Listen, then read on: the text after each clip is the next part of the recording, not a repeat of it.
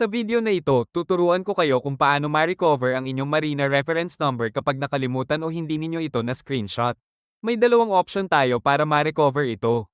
Unang option, mag-login sa eGov app at buksan ang history at i-click ang transaction. Pag di natin ito nakita dito, pupunta tayo sa pangalawang option. Pangalawang option, pumunta sa Marina official website, i-type ang Marina seed.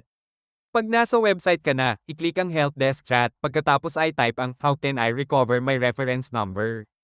Pagkatapos, sundin lamang ang mga instructions niya.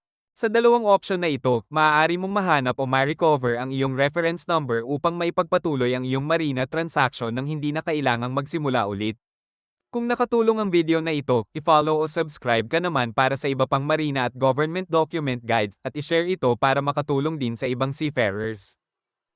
Kung nakatulong at nalinawan ka sa videong ito, huwag kalimutang i-like, mag-subscribe, i-click ang notification bell at i-share para mas marami pang matulungan. Maraming salamat sa panonood.